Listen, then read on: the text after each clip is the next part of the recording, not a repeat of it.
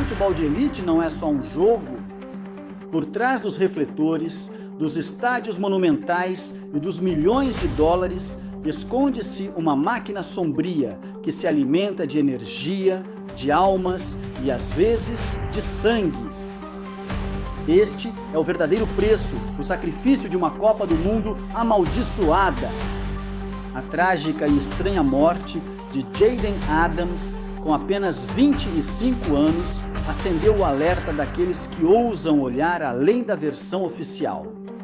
Nos disseram que foi depressão, nos disseram que ele não suportou a perda da avó durante o torneio, mas e se houver algo muito mais sinistro acontecendo nas sombras da Copa do Mundo de 2026? Naquela maldita 24 de junho, enquanto milhões de almas hipnotizadas assistiam ao confronto entre Brasil e Escócia, em Miami, as entranhas da Venezuela foram dilaceradas com violência. Às 6h04 da tarde, exatamente 4 minutos após o apito inicial. Apenas 2 minutos antes, às 6h02, as câmeras captaram David Beckham segurando uma taça de vinho tinto na penumbra. Uma imagem que, naquele momento, era inofensiva, mas que hoje desencadeia um pânico absoluto na sombria profecia da The Economist.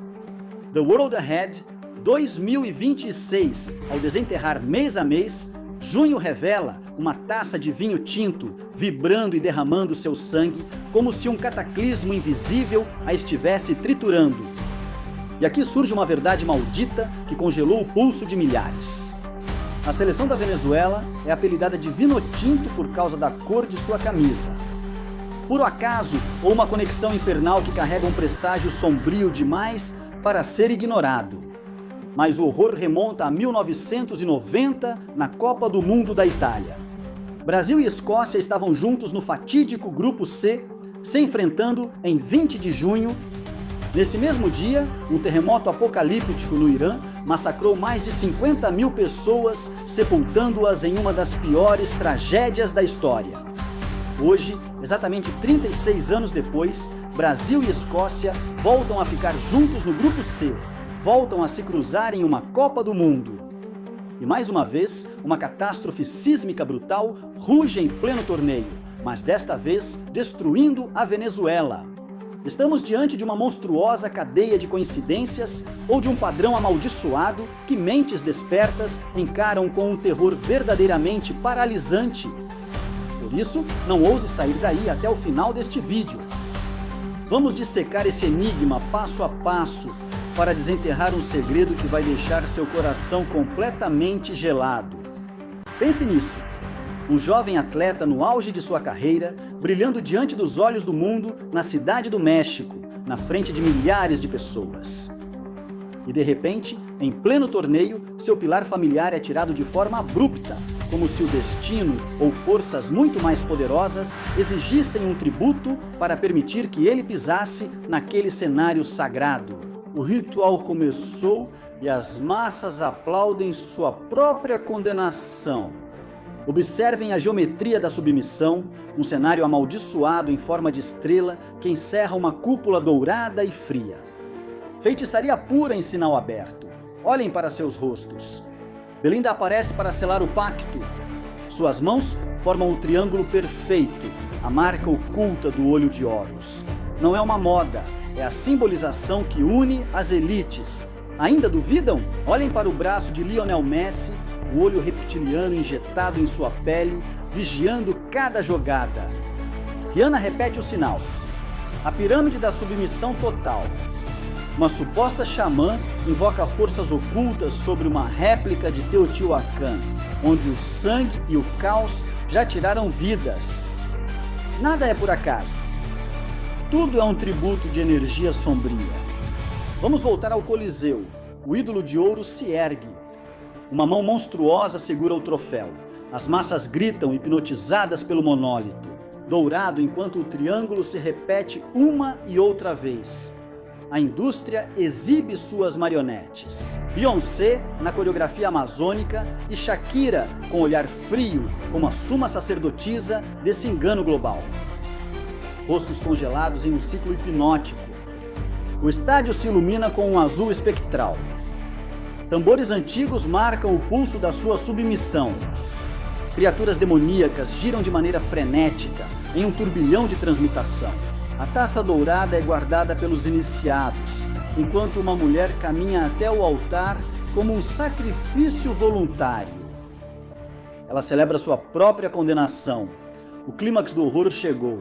Olhem para a taça. A falsa glória dourada começa a derramar uma substância espessa, sombria, maldita, um cálice banhado no sangue das massas. A taça se afoga em sua própria escuridão.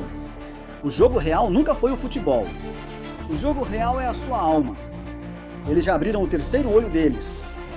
E você está pronto para despertar. Não é a primeira vez que a glória máxima exige um preço de sangue. Os fios invisíveis que controlam o futebol de alta competição não perdoam. Aqueles que controlam esse circo global precisam de espetáculos perfeitos, mas também de sacrifícios, aqueles que alimentam a energia da massa. Jayden Adams correu, lutou e deu tudo em campo sob uma pressão desumana, carregando uma escuridão que não era dele, mas sim do altar onde estava jogando. Será que foi realmente uma decisão dele? Ou foi empurrado ao abismo por forças além da nossa compreensão?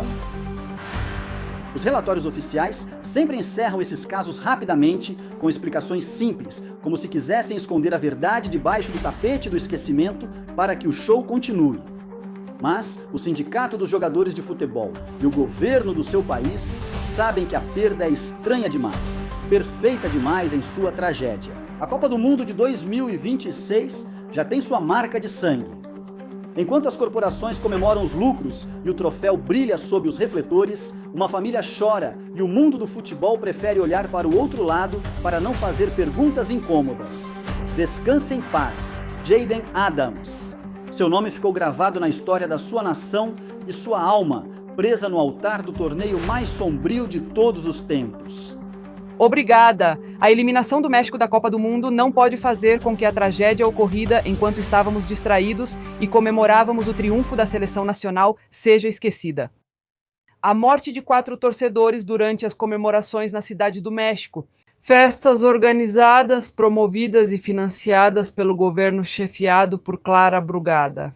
Para Clara Brugada, depois da primeira vitória da seleção, ficou muito claro que ela precisava aproveitar essa onda para, de alguma forma, tentar mudar a conversa pública. O futebol serviu como a distração perfeita diante de suas obras inacabadas, seus remendos cosméticos e o planejamento muito deficiente da infraestrutura rumo à Copa do Mundo. E claro, o problema não é que as pessoas estavam felizes, pelo contrário, e aproveitando as ruas como poucas vezes. A questão é que os cidadãos deveriam ter feito isso com a certeza de que suas autoridades, aquelas que investiram e convidaram massivamente para celebrar nas ruas e participar desses eventos, garantiriam a segurança e uma ordem mínimas. Não esperávamos que viesse tanta gente, disse um pouco depois a chefe da Defesa Civil da cidade. Um argumento francamente insustentável para uma administração que cobriu o Paseo de la Reforma e outras avenidas com telões e convocações em massa. É verdade que em qualquer evento multitudinário existem riscos, mas a administração de Brugada omitiu sua primeira e mais básica obrigação, que é fazer valer a lei e garantir a ordem pública. Para comprovar isso, um pequeno exemplo. Em todas e cada uma das comemorações da seleção, inclusive na que ocorreu essa tragédia, bastava andar alguns metros para encontrar venda indiscriminada de álcool nas ruas.